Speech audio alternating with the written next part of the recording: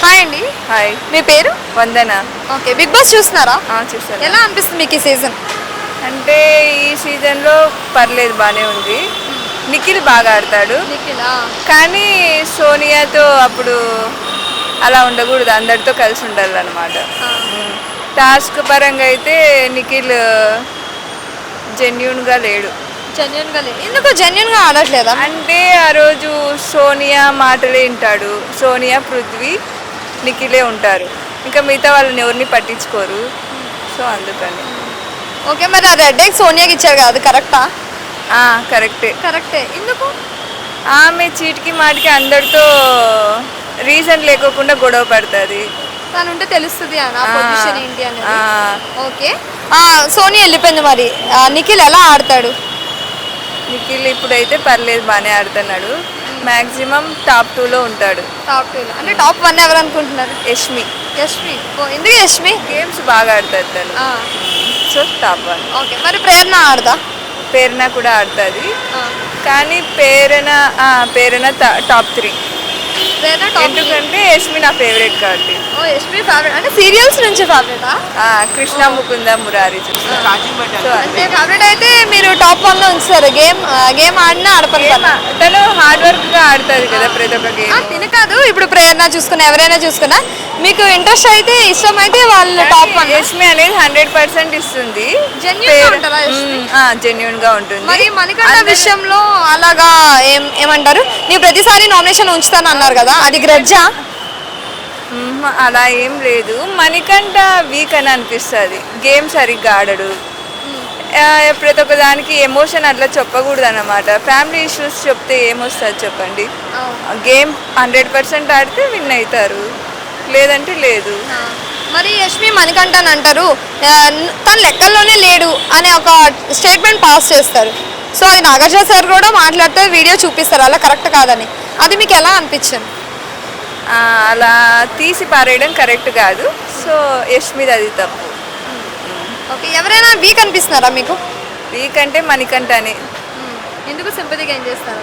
సింపతిగా మాటలు మాట్లాడకూడదు అనమాట.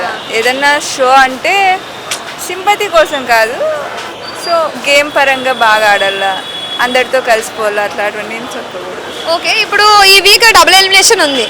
ఆల్రెడీ నిన్న ఆదిత్య గారు ఎలిమినేట్ అయ్యారు, ఇంకా సండే ఒకరు ఎలిమినేట్ అవుతారు. ఇప్పుడు ఆదిత్య గారు ఎలిమినేట్ అయ్యారా, లేదు అంటే సీక్రెట్ రూమ్ లో ఉంచారా ఆయన్ని? ఏమో తెలియదు. అంటే మీ గెస్ ఎలా ఉంది? ఎలిమినేట్ అయింటారు, ఎందుకంటే తను గేమ్ సరిగ్గా ఆడరు, అది కాక ఏజ్డ్ పర్సన్ అంటారు కదా, సో అందుకని. Okay, thank you so much. Hi, మీ పేరు? చాలా ఉన్నాయి, గుండు బాసు, గుండు కాక, రకరకాలు ఉన్నాయి. ఒకడు కొట్టప్ప అనుకుంటాడు, ఇంకోటి ఇంకేదో అప్ప అంటాడు, వాళ్ళ ఇష్టం. ఓకే, మరి సీజన్ ఎలా అనిపిస్తుంది బిగ్ బాస్? కొంచెం డల్ గానే ఉన్నది. 7th అయితే పల్లె ప్రశాంత్ వల్ల చక్కరేజ్ వచ్చింది. అరే అయ్యా, తెలుగు బిగ్ బాస్ ఇది, తెలుగు మాట్లాడండి. ఎంతసేపు ఆంగ్లం ఆంగ్లం ఆంగ్లం. మీకు కోపం వస్తే ఆంగ్లమే, నచ్చితే ఆంగ్లమే, ముద్దొస్తే ఆంగ్లమే. ఇది ఒకటి ఏడిస్తే కింద పడితే, నవ్వితే దెబ్బ తాగితే హగ్గులు సాగడతారు. ఎంతసేపు ఫుడ్ బెడ్, ఫుడ్ ఎగ్గు ఇదే పెట్టింది. అమ్మ రేపు ఉండే బెడ్ అంటారు. ఏం చేస్తావు? బయట ఉన్న వాళ్ళకి మాడిపోతుంది. అన్నపూర్ణ గేట్లు దుక్కేసి బిగ్ బాస్ గోల్డ్ బద్దలట్టుకుని లోపలికి వస్తారు. మాకు కూడా కావాలి సార్ అని.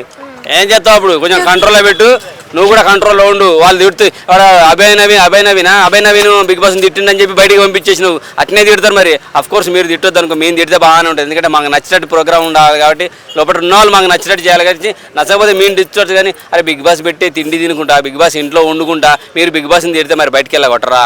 బిగ్ బాస్ మీరు తిట్టొద్దు, మేము తిట్టొచ్చు. నా అవసరమైతే నాగార్జున గారిని కూడా తిడతాం నచ్చకపోతే. ఎందుకంటే ఆయన సినిమాలు నచ్చకపోతే ఏం సినిమా తిట్టినాం మన్మధుడు అని చెప్పి తిట్టినాం. సో బిగ్ బాస్ నచ్చకపోతే నాగార్జున గారిని తిట్టే హక్కు మాత్రం మాకేముంది. ఈ మణికంఠ కానీ తొందరగా బయటకు పంపించండి. ఏడుతూనే ఉండు, ఆడు ఏడుపు చల్లగా ఉండి ఏడిచి సాధిస్తారు. అయ్యా నువ్వు ఎంతసేపు ఏడుస్తావు? నువ్వు చీఫ్ కావాలంటావు, నాకు అంత దమ్ము ఉందంటావు, కెపాసిటీ ఉందంటావు, ఏడుస్తున్నావు. ఏడుపు తగ్గిస్తే అందంగా ఉంటావు, చాలా బాగుంటావు. నాగార్జున గారు కూడా చెప్పారు, అది మణికంఠ నువ్వు ఏడవడం ఆపురా బాబు అని చెప్పి. ఏడవడం మళ్ళీ గిట్టా అంటే అదే ఆ బాడీ లాంగ్వేజ్ ఇంకేదో కనపడుతుంది. లోపట్టున్న ఎవరు యష్మి ఏదో వాడిని అబ్బాయి కింద లెక్కేయకండి అని అన్నందుకు అంత బాధపడ్డు. బయట జనాలంతా అట్నే అనుకుంటారు నిన్ను. బయట జనాలంతా అంటున్నారు, బయటకు వచ్చిన తర్వాత నువ్వు మరి ఇంకా ఆడుంటావో నీ తలకాయ ఆడబెట్టుకుంటావో నీకే దండని చెప్తున్నా. చెప్పారు కదా, ఎలా అనిపించింది? ఇక బయటకు వచ్చాక జాతకాలు చెప్పుకుంటాడు. బయటకు వచ్చేసినాక లోపల నువ్వు ఉండలేవు, ఒక్కరిని కూడా అర్థం చేసుకోలేవు, ఒక్కరిని కూడా వాళ్ళు చెప్పే మాట వినలేకపోతున్నావు. ఎంతసేపు నీ మాట వినాలనే ఫీలింగ్ తోటి ఉన్నావు. నలుగురు మాట వింటే మనం సమాజానికి సంబంధించిన ప్రతి ఒక్కటి తెలుసుకోగలుగుతాం. వినటం నేర్చుకోవాలి, ముందు ఎదుటి మాట వినటం నేర్చుకోవాలి. మనం తర్వాత మాట్లాడాలి. వాడు చెప్పేది తిన్నాం అనుకో, ఎవరి మనసులో ఏముందో తెలుసుకొని సమాజానికి కావాల్సింది మనం అరే వాళ్ళకి ఇలా చెప్తే బాగుంటుంది, వాళ్ళ ముందు మనం నేర్చుకోవాలి. ఏదో అంటారు కదా ఎంతసేపు నేర్చుకోవడం బెస్ట్ అని చెప్పి. నేర్చుకోలేకపోతే నువ్వు ఏం చేయలేవు. ఏడ్చుకుంటూ కూర్చున్నావు అనుకో, బయటకు వచ్చినాక జాతకాలు చెప్పుకుంటా అదే జాతకాల బతికైంది. కొంచెం కంట్రోల్ పెట్టేసుకొని, మనసుని కంట్రోల్ పెట్టుకొని ఏడు పాపి నలుగురు చెప్పింది నేను చేసుకుంటూ వెళ్ళిపో, ఆట ఆడుకుంటూ వెళ్ళిపో అంతే. ఓకే, మరి ప్రేరణ నిన్న సంచాలక డెసిషన్ ఎలా తీసుకుంది? కరెక్ట్ అనిపించిందా, రాంగ్ అనిపించిందా? పర్వాలేదు, బాగానే ఉంది. ప్రేరణ కూడా అప్పుడప్పుడు సంచాలక మిస్టేక్లు అయితే చాలా చేస్తుంది ప్రేరణ. అప్పుడు గట్టిది అనుకున్నా కానీ అమ్ము అంటే వాడు చెప్పనేంటిది వీడు చెప్పనేంటిది ఓకే అదే అంటది. ఇక నువ్వు సంచాలక ఉండే లాభం, నలుగురు మాట అయినప్పుడు సంచాలక ఉండే లాభం. నీ కళ్ళని ఇట్ట తిప్పు, ఎవడేం చేస్తాడు అని చెప్పి ఆడు పొట్టిది గట్టిదని నిరూపించు. సీత కూడా పొట్టిదేగా, ఎంత గట్టిగా ఉంటుంది, ఎంత మంచిగా ఆడుతున్నది. నైనిక ఇంకా పొట్టిది, అందరికన్నా ఇంకా స్ట్రాంగ్గా ఉంటుంది. ఆ పొట్టి వాళ్ళు గట్టి వాళ్ళు అంటారు. ఆ గట్టిదనాన్ని మీరు నిరూపించాలి. మీరు వాళ్ళు చెప్పిన వీళ్ళు చెప్పిన వింటే చీఫ్గా కాదు కంటెస్టెంట్గా పనికి రాకుండా మిడ్ వీక్లో ఆదిత్యాన్ని బయటకు పంపించారా, ఈసారి మిమ్మల్ని తన్ని బయటకు పంపించేస్తారు.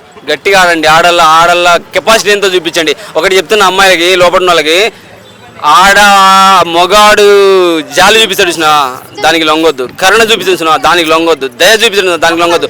వాడిచ్చే ప్రేమకి, వాడిచ్చే ధైర్యానికి లొంగండి. వాడికి కావాల్సింది అందించండి. అన్నగా, చెల్లిగా, అక్కగా, ప్రియురాగా, భర్త ఎలా అంటే అలా. జాలి, కరుణ, దయ అసలు మీకు ఎందుకమ్మా? జాలి ఎందుకు చూపించాలి మొగాడు మీ మీద?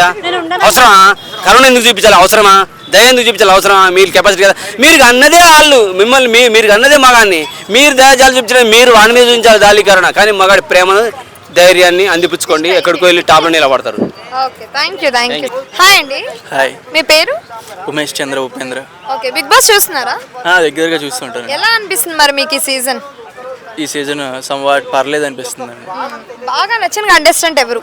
నాకైతే present Prerana, Nabeel, Seetha, they are going good.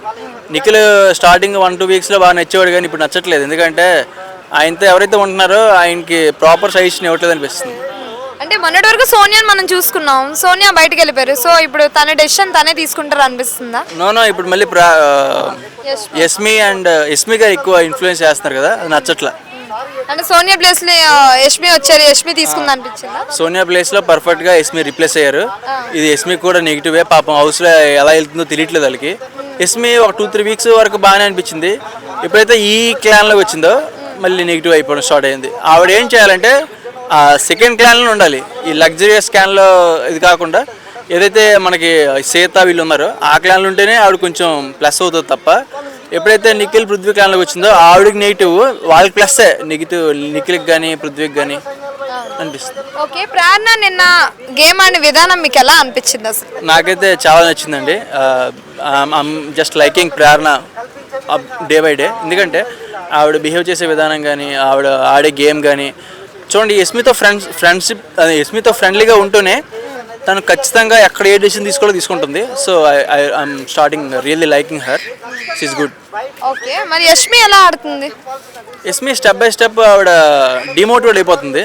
So I don't think she's gonna survive 2-3 weeks. Okay, మరి ఆదిత్య గారు నిన్న ఎలిమినేట్ అయ్యారు కదా, సో అది ఎలిమినేషనా లేదు అంటే మళ్ళీ సీక్రెట్ రూమ్ లో ఏమన్నా ఉంచారా? లేదు, డెఫినెట్గా ఎలిమినేషనే. ఆయన గేమ్ కూడా ఏం లేదు. ఆదిత్య ఓం గారు 4 వీక్స్ వేస్ట్ చేశారండి. ఏదో ఎక్కడ దగ్గరైనా ప్రూవ్ చేసుకోవాల్సింది, ఎక్కడ దగ్గర స్టాండ్ తీసుకోవాల్సిన సిచ్యుయేషన్స్ చాలా అరైజ్ అయ్యాయి, కానీ ఆయన యూటిలైజ్ చేసుకోలేదు. అందుకే ఎలిమినేట్ అయిపోయారు. ఇంకా సీక్రెట్ రూమ్ గట్రా ఏం లేదు. ఒకవేళ సీక్రెట్ రూమ్ అంటే మనకి ఈ బడిగా తెలిసిపోయేది. ఎందుకంటే మనకి రివ్యూ ఇచ్చే వాళ్ళు కూడా ఫ్రెండ్సే ఉంటున్నారు బిగ్ బాస్ టీంలో, ఈ బడిగా తెలిసిపోయింది. సో మనకి నాట్ ఏ సీక్రెట్ రూమ్. ఆయన ఎలిమినేట్ అయిపోయారు. రేపు వస్తారు, వచ్చి మొక్క చూపించిపోతారు రేపు. ఓకే, మరి ప్రోమోలో చూసుకున్నట్టయితే మనకంటే జాతకాలు చెప్తారు కదా, మీకు ఎలా అనిపించింది ఆ జాతకాలు?